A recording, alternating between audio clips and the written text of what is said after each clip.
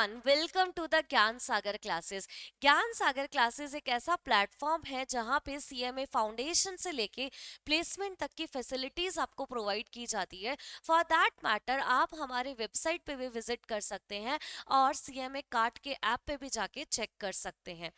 तो आज का ये जो मैं वीडियो लेकर आई हूँ वो है ABC analysis of CMA inter group 2 paper number 10 which is corporate accounting and auditing.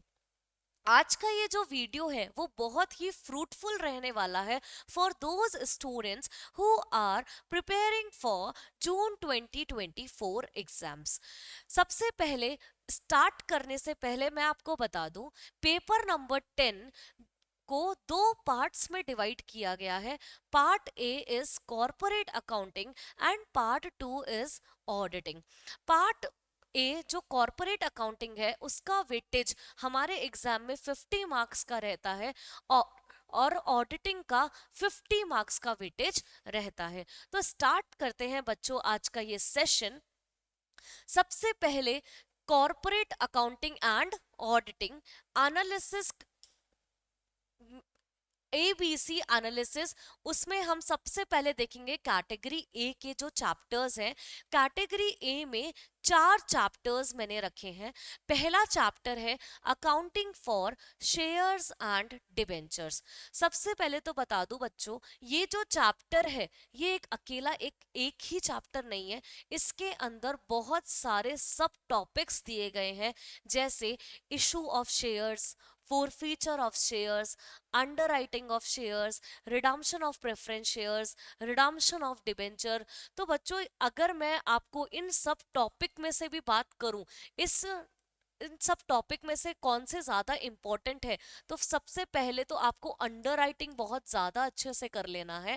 Under writing of shares and debentures और पहली प्रायोरिटी, दूसरी प्रायोरिटी आपकी redemption of preference shares, redemption of preference shares आपका second priority रहना चाहिए। उसके बाद बच्चों रिडम्पशन ऑफ डिबेंचर्स, ये भी बहुत ही ज्यादा इंपॉर्टेंट हो जाता है आपके एग्जाम पॉइंट ऑफ व्यू से। तो इसी के अंदर भी अगर सब टॉपिक में भी अगर हम इंपॉर्टेंट पार्ट देखें तो इशू और फोरफीचर भी बहुत इंपॉर्टेंट है। बाकी under writing, redemption of preference share and redemption of debenture, तो बच्चों ये कुछ कुछ ऐसे जो टॉपिक्स हैं इसको आप स्किप नहीं कर सकते। तो इसके लिए आपका जो फ्रीक्वेंसी अगर मैं देखूं तो इसकी जो फ्रीक्वेंसी रहती है वो 10 आउट ऑफ 10 है। और ऑन एन एवरेज की अगर बात करें तो ऑन एन एवरेज 12 मार्क्स का आपके एग्जाम में इससे पूछा जाता है। Second chapter is preparation of the statement of financial statement. बच्चों ये चैप्टर भी बहुत ही इंपॉर्टेंट हो जाता है फाइनेंशियल स्टेटमेंट में। इस चैप्टर के अंदर बेसिकली आपको प्रॉफिट और लॉस और बैलेंस शीट के बारे में बैलेंस शीट बनानी होती है। इसमें जो क्वेश्चंस आते हैं बच्चों वो majorly P&L plus balance sheet के कॉम्बिनेशन क्वेश्चंस ही आते हैं। और अगर बच्चों मैं इन फर्स्ट 2 चैप्टर्स में भी अगर आपको बोलूं कि सबसे ज्यादा जो वेटेज की भी और एज वेल एज कंटेंट की भी अगर मैं बात करूं तो आपको सेकंड चैप्टर फर्स्ट चैप्टर से भी पहले प्रिपेयर करना चाहिए। बिकॉज बच्चों क्योंकि जो फर्स्ट चैप्टर में जो कंटेंट आपके लिए रखा है वो थोड़ा ज्यादा कंटेंट है as comparison to chapter number 2। तो वो कम टाइम में भी आपको क्या कर सकता है, ज्यादा वेट मार्क्स दिला सकता है। तो सबसे पहला प्रिपरेशन ऑफ स्टेटमेंट आप कंप्लीट करेंगे, देन उसके बाद accounting for shares and debentures को कंप्लीट करेंगे। उसके बाद चलते हैं हम चैप्टर नंबर 3 पे, कैश फ्लो स्टेटमेंट। बच्चों कैश फ्लो स्टेटमेंट आपने 11th क्लास में भी पढ़ा है। तो बच्चों ये क्या होता है, बहुत ही इजी चैप्टर होता है और बहुत ही ज्यादा स्कोरिंग भी बन जाता है। क्योंकि अगर मैं इसकी फ्रीक्वेंसी की बात करूं तो फ्रीक्वेंसी इसकी 10 आउट ऑफ 10 है। और ऑन एन एवरेज अगर मैं बात करूं तो इसका जो ऑन एन एवरेज जो रहता है वो 9.4 मार्क्स का आपसे पूछा जाता है।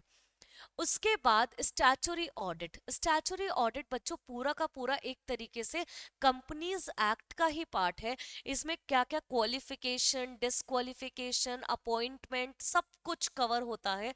तो बच्चों ये आपके एग्जाम में बहुत ही इम्पोर्टेंट रोल प्ले करता है ये चैप्टर। इसकी जो अगर फ्रीक्वेंसी अगर मैं देखूं तो इसकी 8 आउट ऑफ 10 रहती है। और अगर ऑन एन एवरेज मार्क्स की बात की जाए तो मार्क्स इसके बहुत ही ज्यादा होते हैं। 11.6 मार्क्स का ऑन एन एवरेज इसमें निकल के आता है। तो बच्चों ये है हमारे कैटेगरी ए के चैप्टर्स, जो कि आप रिवीजन करते टाइम बिल्कुल भी स्किप नहीं कर सकते। अब हम चलते हैं कैटेगरी बी चैप्टर्स पे। कैटेगरी बी में बच्चों ऐसे चैप्टर्स को रखा गया है जिसमें पूछने की जो फ्रीक्वेंसी होती है एग्जाम में वो थोड़ी सी हाई होती है, बट अगर मार्क्स की बात की जाए तो मार्क्स में थोड़ी सी कमी रखी जाती है इन चैप्टर्स के अंदर। पहला चैप्टर है हमारा ऑडिट एंगेजमेंट एंड प्रोग्राम। इसकी अगर मैं फ्रीक्वेंसी की बात करूं तो ऑन एन एवरेज कम से कम 9 बार ये पूछा जाता है। अगर 10 बार में से 9 बार ये क्वेश्चन पूछा जाता है। और अगर ऑन एन एवरेज की अगर बात करूं तो 6.5 मार्क्स का ऑन एन एवरेज इसका रहता है। सेकेंड चैप्टर की अगर बात करें audit risk, internal control and audit. बच्चों ये चैप्टर जो है ये बहुत ही ज्यादा इंपॉर्टेंट होता है। इसका अगर मैं फ्रीक्वेंसी की बात करूं तो फ्रीक्वेंसी इसकी 10 आउट ऑफ 10 रहती है। और ऑन एन एवरेज अगर मार्क्स की बात की जाए तो 5.5। यानी कि हर बार क्वेश्चन तो आता है लेकिन थोड़ा सा मार्क्स में कमी आपको देखने को मिल सकती है, बट हर बार क्वेश्चन आने की प्रोबेबिलिटी 100% रहती है। उसके बाद हम लोग थर्ड चैप्टर देखते हैं cost audit and secretarial audit. बच्चों ये जो टॉपिक है ये कॉस्ट ऑडिटर के बारे में पूरा इंफॉर्मेशन, पूरा जो डिटेल्स होती है कॉस्ट ऑडिटर किस तरीके से अपॉइंट होता है, सेक्शन नंबर 148 पूरा का पूरा कवर होता है इसके अंदर। और अगर मैं इसकी मार्क फ्रीक्वेंसी देखूं तो 10 आउट ऑफ 10 इसकी फ्रीक्वेंसी रहती है। और अगर ऑन एन एवरेज अगर मैं मार्क्स की बात करूं तो ऑन एन एवरेज इसमें से 5.9 मार्क्स का पूछा जाता है। तो बच्चों अगर ये दोनों चैप्टर्स की अगर मैं बात करूं तो ये जो चैप्टर नंबर थर्ड है cost audit and secretarial audit, ये आपका थोड़ा छोटा चैप्टर है। और अगर मार्क्स की बात की जाए तो उतने ही मार्क्स दिलाता है। तो आप सबसे पहले इन दोनों चैप्टर्स में भी अगर हम प्रायोरिटी रखें तो कॉस्ट ऑडिट और सेक्रेटरियल वाला ऑडिट वाला पार्ट आप पहली प्रायोरिटी पे रखेंगे। देन उसके बाद जाके आप ऑडिट रिस्क, इंटरनल कंट्रोल वाला पार्ट रखेंगे। चैप्टर नंबर 4 है हमारा audit of various item of the financial statement. बच्चों फाइनेंशियल स्टेटमेंट के बहुत सारे आइटम्स को किस तरीके से ऑडिट की जाती है, इसको अलग अलग तरीका, इसका मेथड क्या होता है अलग अलग होता है हर एक को ऑडिट करने का। तो इस चैप्टर का अगर मैं फ्रीक्वेंसी देखूं तो फ्रीक्वेंसी इसकी रहती है 8 आउट ऑफ 10। और अगर ऑन एन एवरेज मार्क्स की बात की जाए तो 7.1 मार्क्स का रहता है। उसके बाद chapter number 5 audit report and report on the internal control.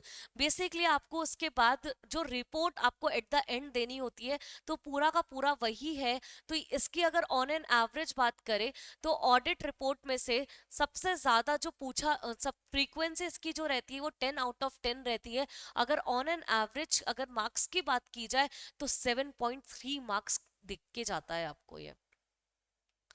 उसके बाद हम लोग चलते हैं बच्चों कैटेगरी सी पे। कैटेगरी सी में मैंने 6 टॉपिक्स आपके रखे हैं। पहला टॉपिक है हमारा account of the banking companies. बच्चों account of the banking companies,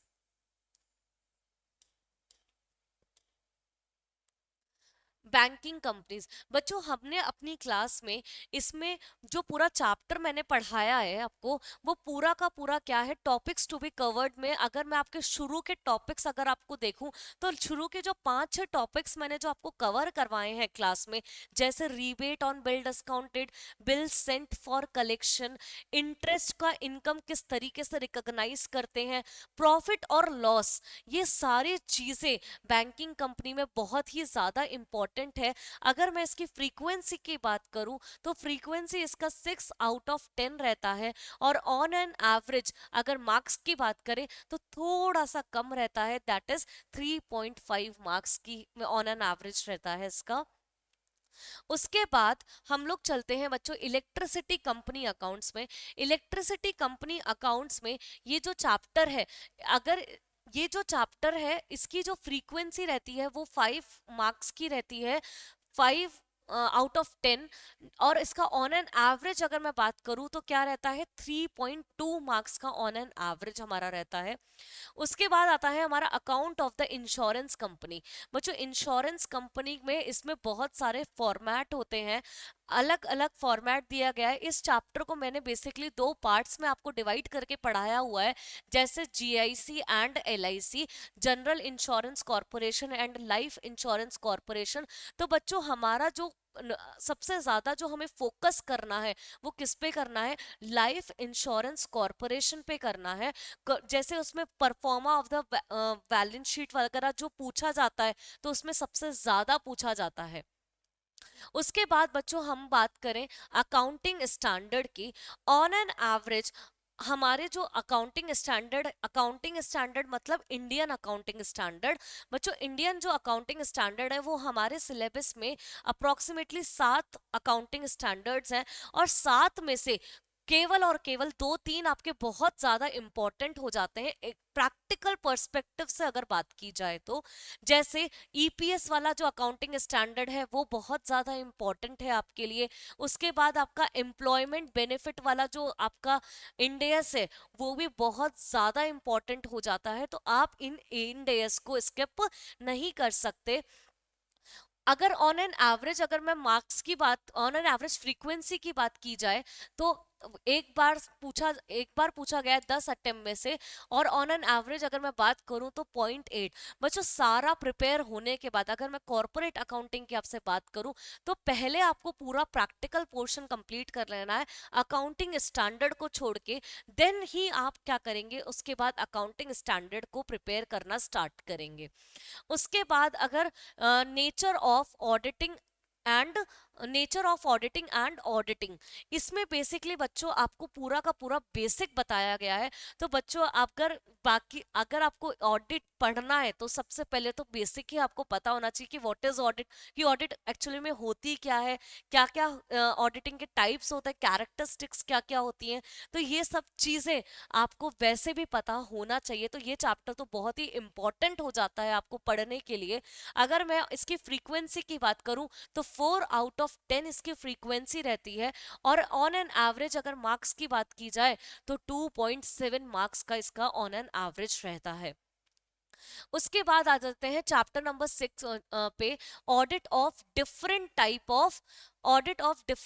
of इसके अंदर बच्चों बहुत सारे अलग डिफरेंट टाइप ऑफ ऑडिट, इसके अंदर बहुत सारी अलग अलग टाइप की ऑडिट होती है।